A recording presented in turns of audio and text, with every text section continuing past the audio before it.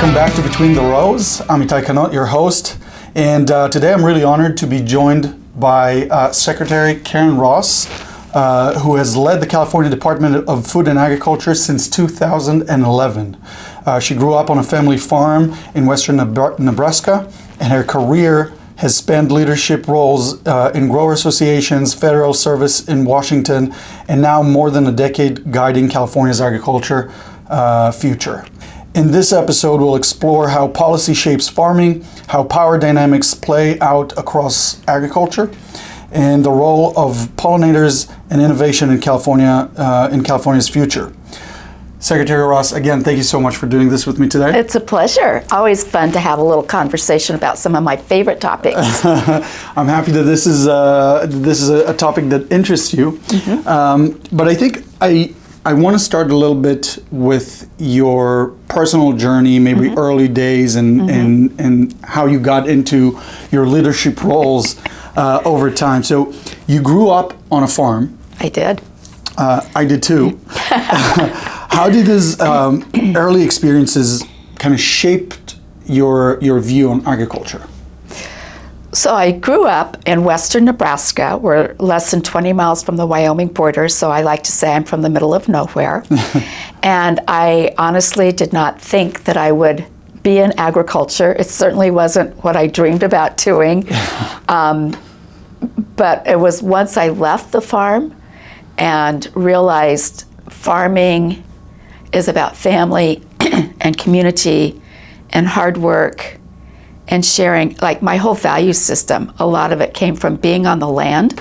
My dad was always interested in conservation practices.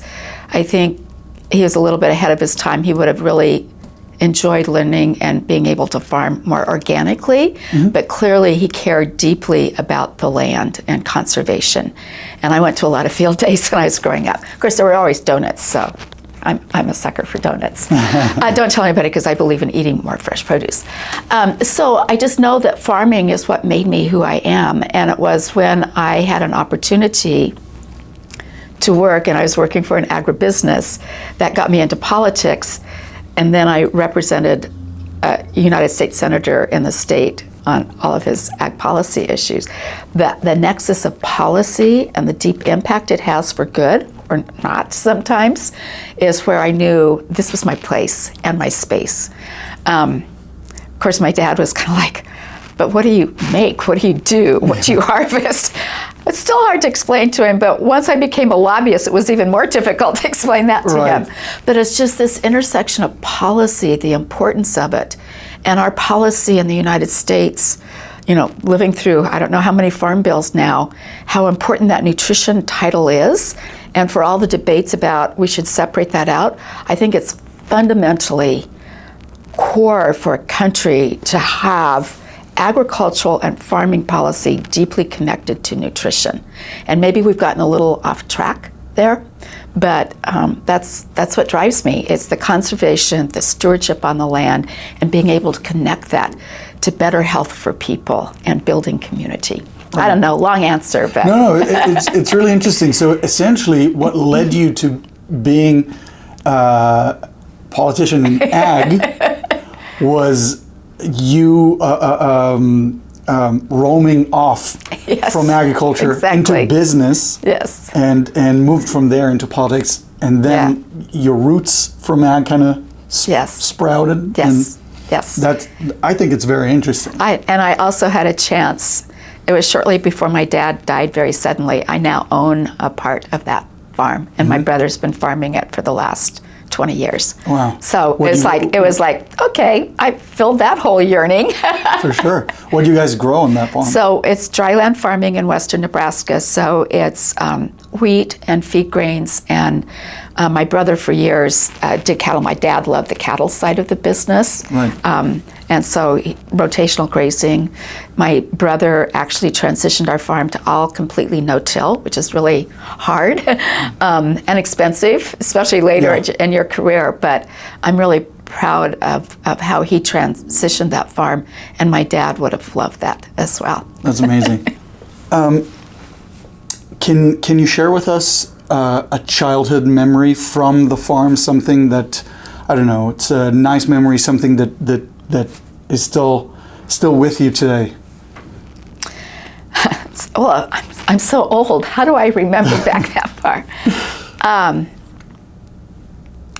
One, there's a couple. One is my mom died. I'm the oldest and I'm the only girl. My mom died when I was 14, so I really did a lot to do all the things that moms do. And then I also farmed on the weekends and all of that. And the year that we're sitting around the dinner table one evening in the winter, and my dad just calmly throws out this question: who do I have to thank for taking out that fence up behind the house? I've been meaning to do that for a long time. And we all dropped our forks because two of my younger brothers and I agreed the day that I got the piece of equipment too close to the fence and pulled it out. We've never run cattle out here. Who needs this fence? So we didn't think Dad would ever notice it, and he did. Yeah. I mean, just be aware of that. But I also remember early mornings waking up and watching the sun come up over the barn, because we've always had kitchen windows that faced east at the barn with the sun coming up. And I went out walking early in the morning, and just that smell of fresh cut alfalfa and the peace and the quiet and birds is just, I mean, I don't know why that one strikes. I think because it's so peaceful, and I didn't really know what stress was at the time. No, I mean, for me as a kid, working on the farm, one of the things I hated was needing to wake up early in the morning. But then once you're up and you get out, so beautiful. It's beautiful. It smells really fresh. It's like it's hard to explain. That's right. That's right. But I can still imagine that very clearly. Yeah. So can you maybe tell me in a bit more detail how specifically you got to the role of Secretary of Food and Ag in California? That is, you're from Nebraska. Yeah, it's way too hard to explain. I tell people all the time, it's important for us to show up for young people because they cannot aspire to something they've never seen. Mm-hmm. And I had no idea there were jobs like this, let alone someday I would do it at any state level. Yeah. But I was in the policy arena. I had just graduated from the Ag Leadership Program, and my new husband came home one day and he was like, I got the job I always wanted in California. I went, oh, do they have agriculture in California?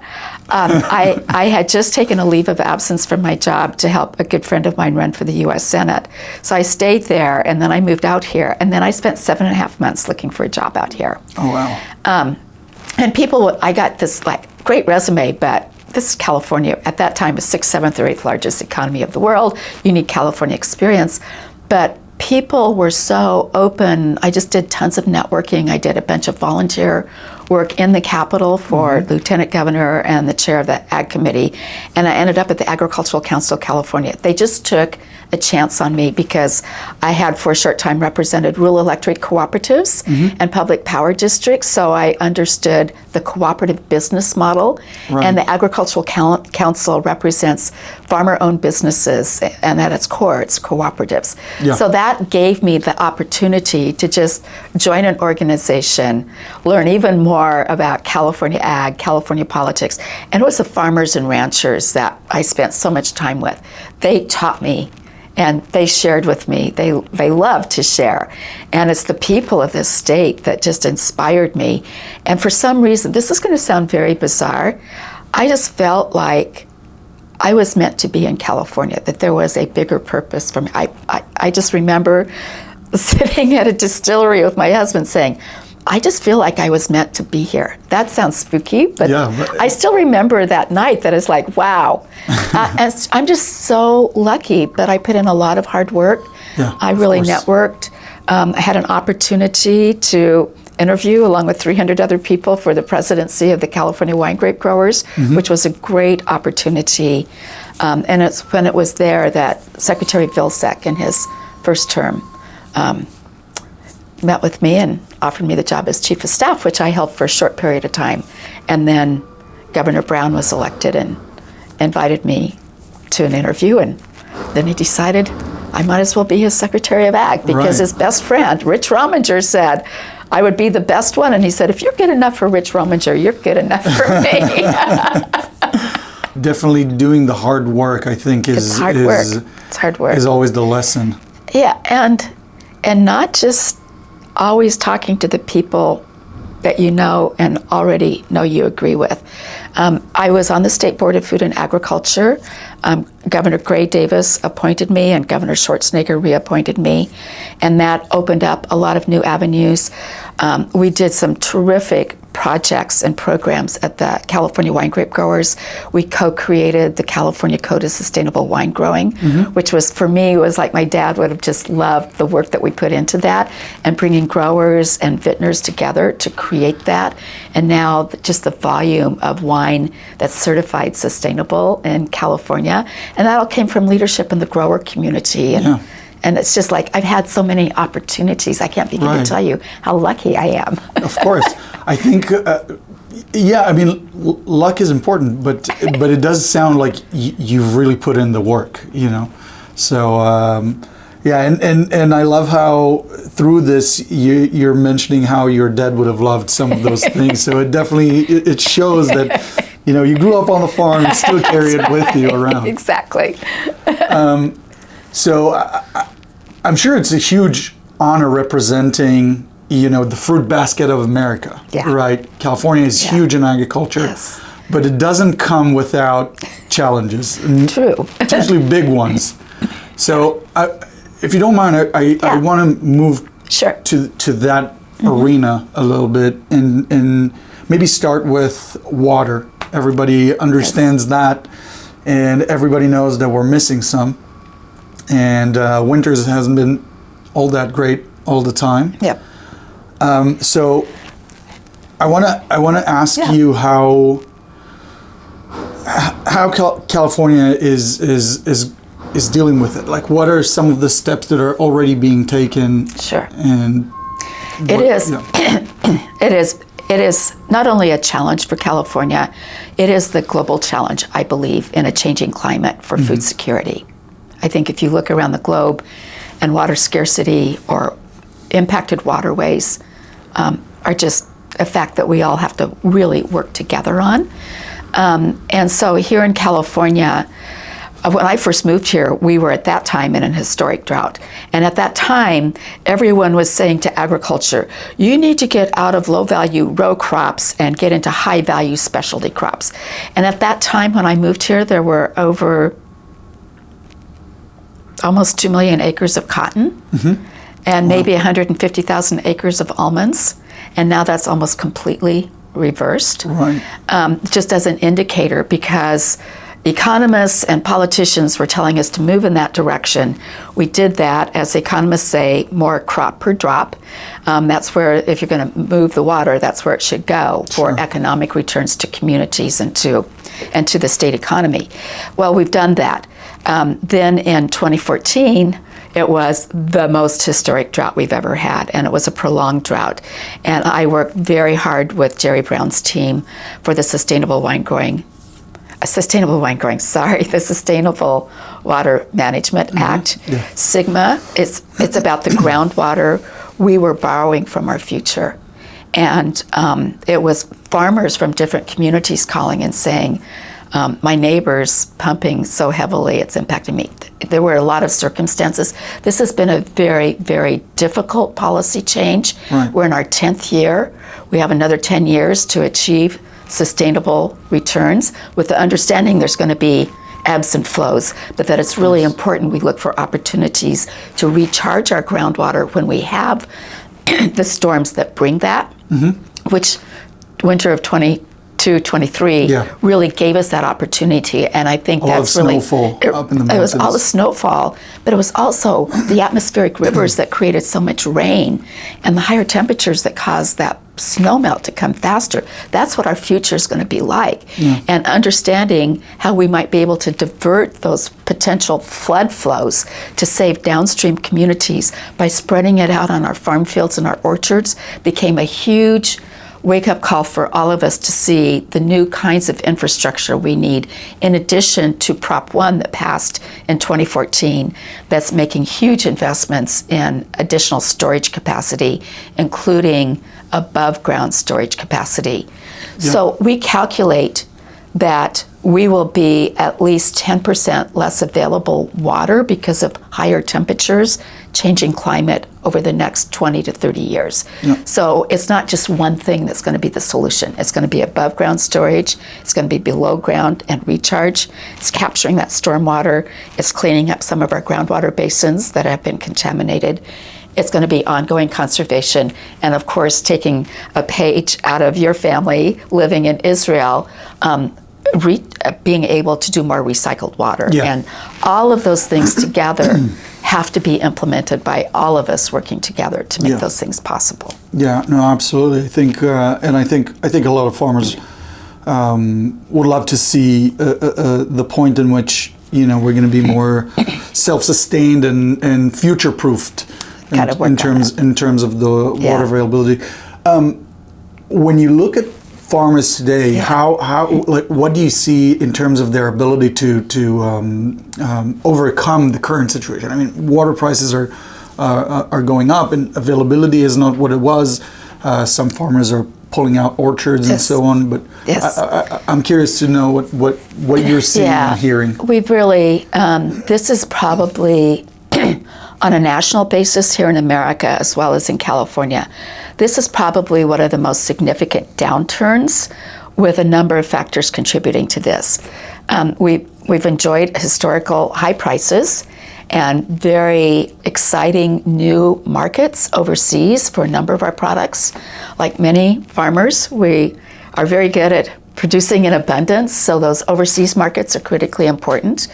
And then we had all of the things that occurred during COVID, and then the supply chain disruptions that happened that really had deep impacts, and then tariff issues that have been part of the policy atmosphere that have really impacted the market opportunities, coming at a time that drove prices down for a number of our highest value crops, like almonds, like wine and wine grapes.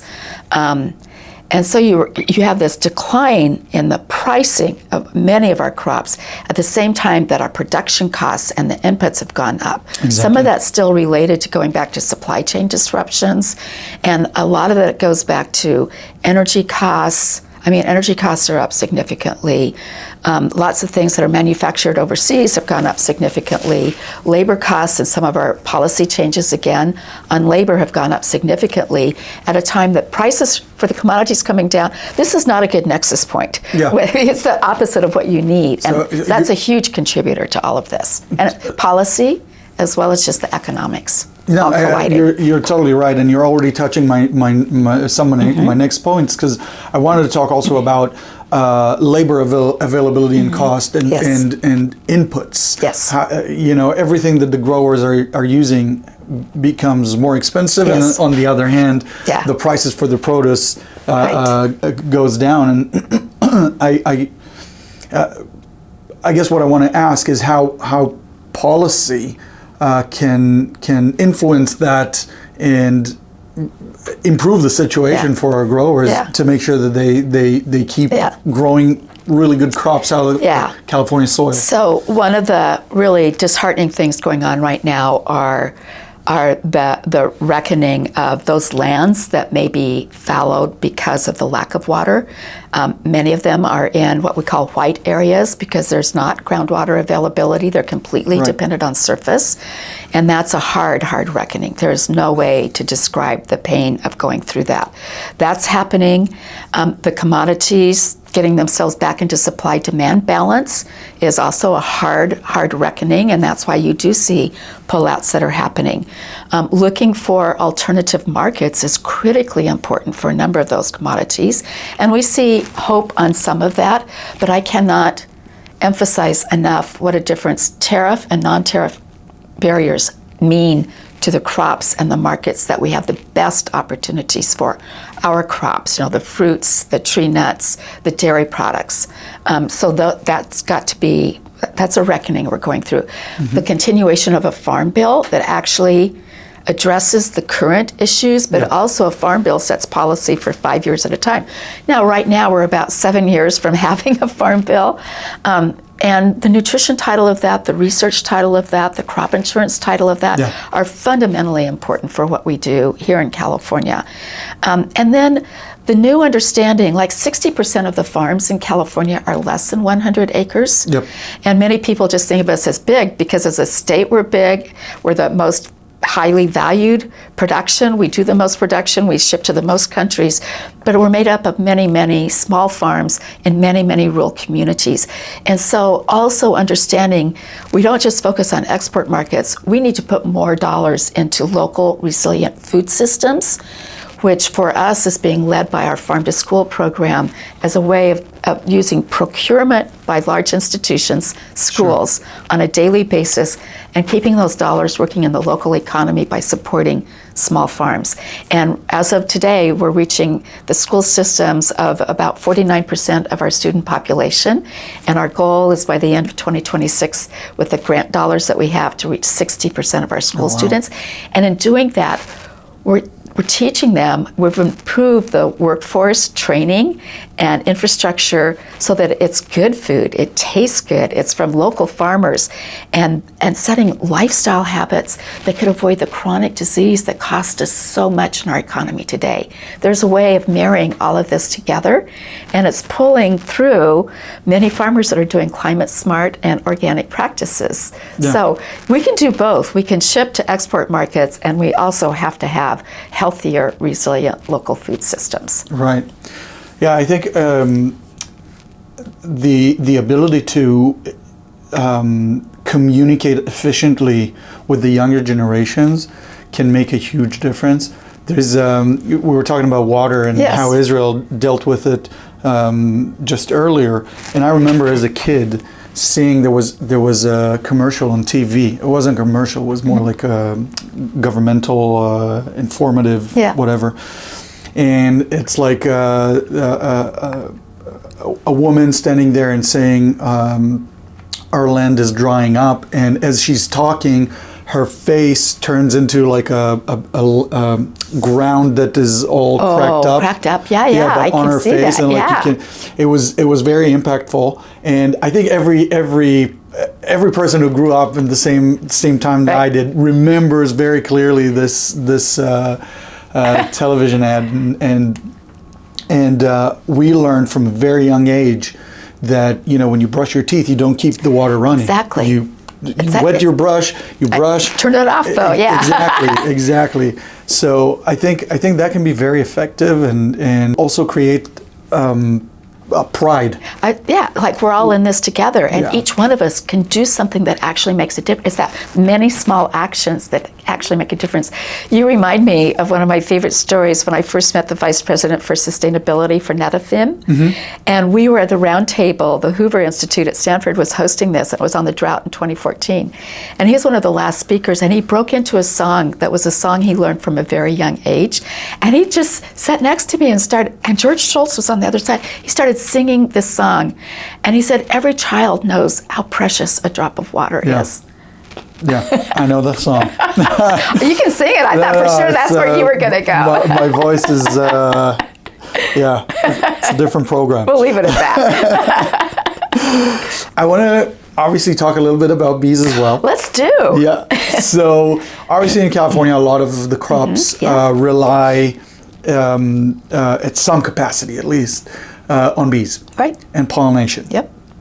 And I just wanted to ask you, how do you see bees as part of the future of the sustainability program for California ag? Absolutely crucial. There's wild bees, and there's our domestic farm bees, I guess I'll call them that. But it's also other insects, butterflies. I mean, pollination is fundamental to being able to have good crop yields and development, and I'll say even better quality for all I know. And it is something that bees capture, and they have captured. Like I always said, we can make bees and butterflies the new panda bear that everybody wants to save from extinction, right? Everybody can relate to that. How many chefs have put hives on the top of their restaurant and they have their own honey? So they're absolutely critical to a state like California and all of the crops that they pollinate. And so just being very mindful of how we can integrate pollinator habitat into our conservation programs, and certainly putting in hedgerows and cover crops, which are grant programs under our Healthy Soils program. So you do see the state taking an active role in Absolutely. that? Yeah, so that's what we're able to do with incentive grants, and also, doing cover crops and hedgerows have been a long-standing practices under the Natural Resource Conservation Service, and everybody understanding, like, we can bring that back to our landscapes, and it's healthy for wild bees and for the ones that we host every wintertime when we're ready to do pollination of almond trees. Yeah. So that's just one example, but there's also what we've done as a state with our apiary protection program.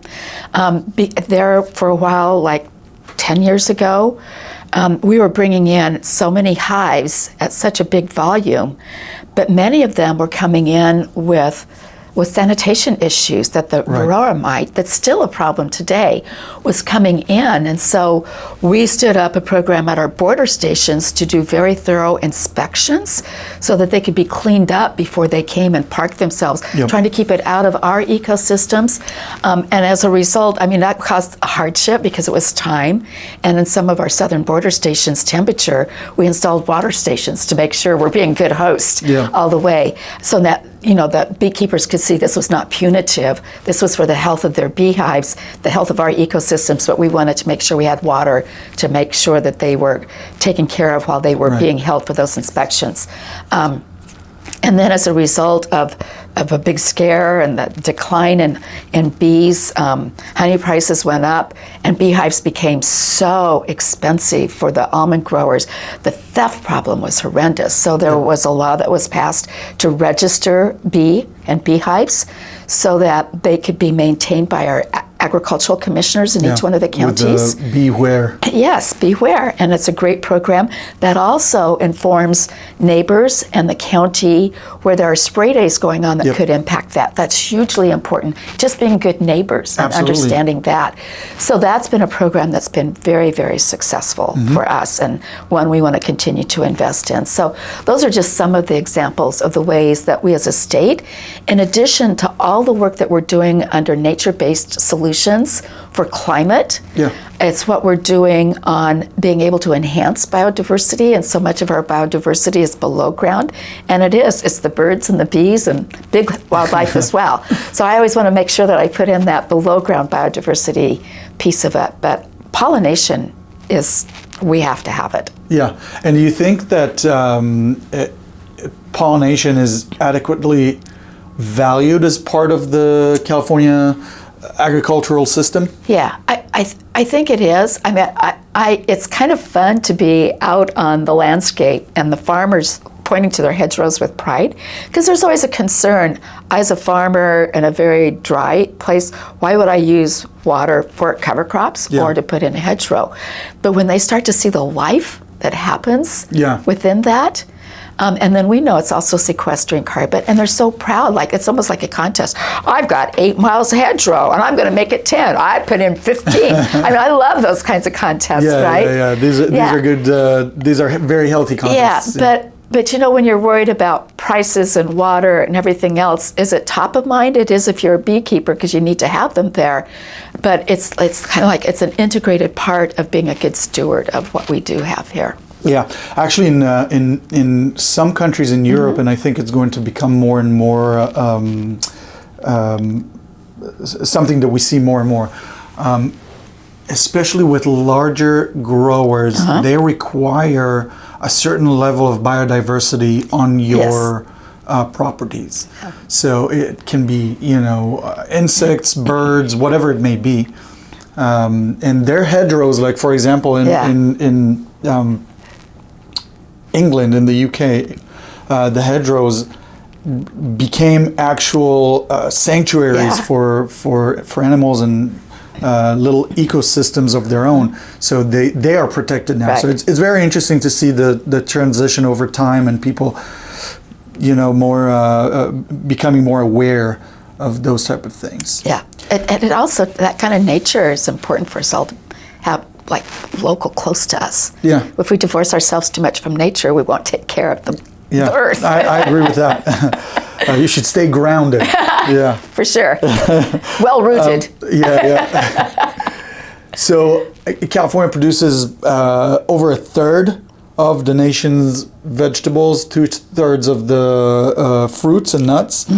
What do you think the next decade looks like for California as a ag powerhouse? Well, we want to maintain that. We have thrived because of innovation, and we just need to put that on a fast track, and it already is. Science and technology, and that's why I'm looking at BeeHero on your shirt. I mean, we have to continue to embrace science and technology to solve these huge global but very complex challenges. Yeah. And to the extent that we're doing it all together in collaboration, we can learn from one another. We have a number of MOUs with different countries that we've taken climate smart ag delegations to. Some of them are more specific about water and water management. We just did one to Brazil this summer on biological solutions for pest management. Right. So there's a lot of reasons for markets, as well as just the future of humankind and the planet, that we all need to be working on these things together, helping to have even more native plants available. And everybody who lives and likes to have gardens, understanding the difference between natives, which would really be helpful. There's small ways we can make a difference, and big ways.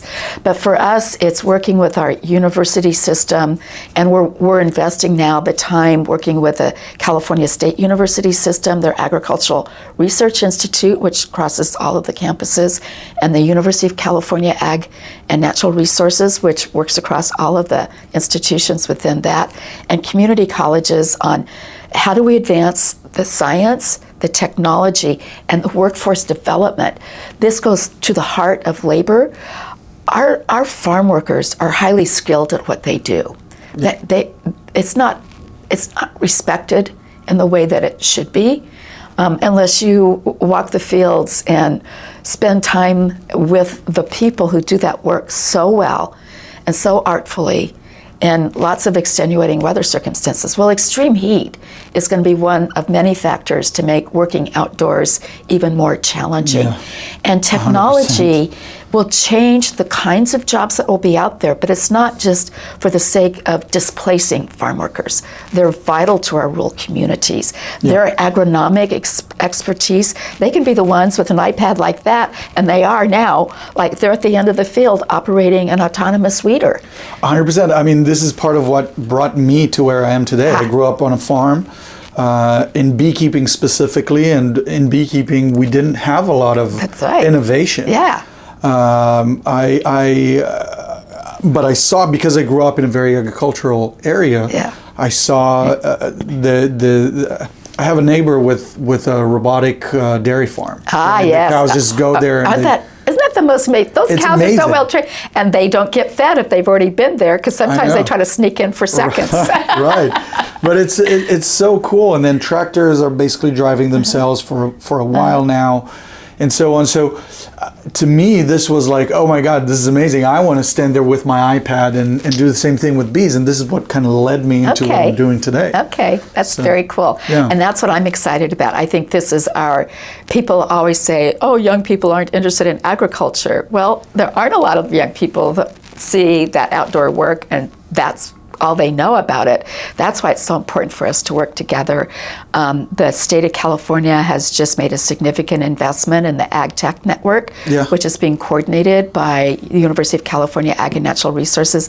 I'm so excited about the opportunities to work collaboratively that 8 of our 13 regions put forth Ag Tech as a foundation of their local economy that has rolled up into the statewide California Jobs First. And so I get so excited. I tell young people all the time, you're so lucky you're going to do all this knowledge whiz stuff, and I'm old, and that's all going to be happening, and I won't be there to see it, but I believe in it. Right. It is very interesting and actually very unique. In California, you have Palo Alto, Yes. Silicon Yes, Valley, yes. the epicenter of world's innovation, right? And then you have Fresno or Sacramento, right? Or Silicon Valley's just down the road from Yeah. Salinas Valley. Exactly, where you see a ton of agriculture, but I can't help not noticing the vast differences in culture, even within the state of California, right? Between the Central Valley and Silicon Valley, and it feels like not always the innovation coming from Silicon Valley is really well accepted in agriculture and around it. And I think at times for a good reason, because I think many promises also came from Silicon Valley and then were not really delivered, and growers put efforts and money and tried stuff and were open-minded, and then it blew up in their faces. But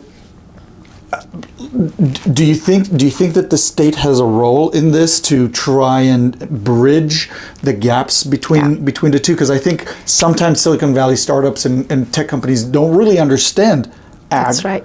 And vice versa. That's right. So you are hitting on one of my passions, which is how do we make these connections? Because especially at the first drought, I was invited to speak at so many Silicon Valley events about ag tech, and the disconnect of what the practical application, the variables, we call it except for this, except for this, except for this. And so it was always about, I've got a shiny object to solve your problems, but you don't even have a good grounding of what the problem is. Yeah. So there was that disconnect. I give huge credit to Western growers when they established their innovation center. Mm-hmm. That was a way of bringing, people come in and do pitches at their annual meeting, and then they get selected to be housed in their innovation center that's in downtown Salinas, so they can get out on the farms and do that. UC Ag and Natural Resources with their experiment farms, their vice president, Glenda Humiston, has been very dedicated to, we can be the trial work for, let's bring the ag tech in. And so that's a big part of why the state of California has placed over $20 million into that ag tech network. Sure. To connect the different regions, connect trial work to how we can showcase the practical application, and not just focusing on what will work at scale, which just yesterday I was out and I saw a new robotic, amazing lettuce harvester that's completely re-engineered. Not everybody's going to be able to afford $2 million for that. Of course. So in Fresno, they're very focused on small scale tech. What's a platform that could be used for many of the activities on small scale farming? This should not leave the farmers out, just as we care about not leaving the farm workers out. Let's make sure we think about ag tech in all the ways it can serve the diversity of California agriculture. Imperial's going to need different things than we do in Humboldt County, for example. But I'm excited about how we're really trying to create these bridges, and that's where I think the state of California's government can be a convener, and when we have dollars to place, that's a way of demonstrating this is how we believe in the future. This is part of our transition to the future of economy. We know that ag will continue to be a vital part of it. Absolutely. I got to tell you, I'm really enjoying our conversation, but I want to be conscious of your time, and we're getting closer to the end of the hour. So I'm going to try to maybe move a bit quicker and start to wrap things up. So I have this segment that I do every episode. Yeah. We're doing 60 seconds between the rows, quick questions, quick answers. The test is on me. Exactly. Okay, I get it. So these are, short, quick answers. You don't have to think about them too much. Okay. So I'm going to start with the first one. Ready? Best California crop. If it has California in front of it, it's the best crop. Okay, that's a good answer. Okay, let's see if you can say a good thing about some other states. Okay. What's one crop you actually prefer getting from somewhere else? A crop that comes from my family because it comes from them.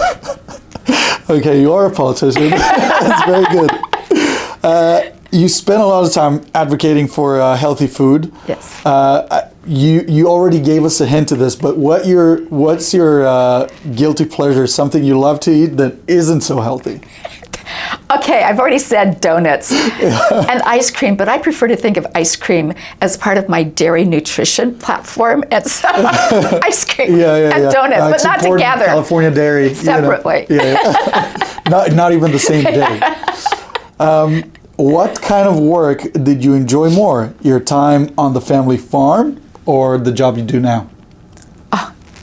Even on hard days, the job I do now, because of the people I work with and for. That's amazing. Definitely. That's amazing. If a young person, this is the last question. Okay. If a young person you care about told you they wanted to get into agriculture, would you encourage them or steer them towards a different path? I would say agriculture, yes. Because there's so many applications, whether you're in science and technology, business, languages, marketing, and you're part of doing something that's so meaningful to be able to grow and deliver and serve good, healthy food. Like, there's no better purpose in life. I love it. Okay, and now really, I'm closing this. Really? Yes, really. We're going to wrap it up. Secretary Ross, thank you so much for this. It's a pleasure. I do want to wrap up with a Jewish tradition. Yes. This is Rosh Hashanah, Jewish New Year's, or more literally, it's the head of the year. Yes. Because this is the time for harvest. Yes. Right? So what we're going to do is a tradition of dipping an apple in honey. Yes. The apple is California grown. Yay, yummy. Yes. It is California grown apple. What varietal we have here? Ooh, it's beautiful. That's okay. Yes. That's okay. It is California grown. It is. As I said, that's grown. what matters. Yes, it does. And then this honey is not California grown, but it's from my dad's apiary. It's a Ziziphus honey that you don't actually have here. Okay. So it's a bit unique. Yeah. And this is why I like bringing that one. Okay. And it traveled with me all the way from Israel. So what we'll do is just grab an apple. Apple slice? Yeah, dip it in a bit of honey. Notice I took the biggest piece. That's great. Ooh, look at this. Oh, this is better than a caramel apple, isn't it? And we're gonna wish you and our audience Shana Tova, Happy New Year, and great harvest for everyone. Everyone's still harvesting, and let's have a good winter with lots of rain too. And a sweet New Year to you too. Yes, thank you. Yum, delicious. Who knew honey on apple would be so good? Yeah. Did you already try it? No. You should. There's a slice here for you. Come on. Absolutely.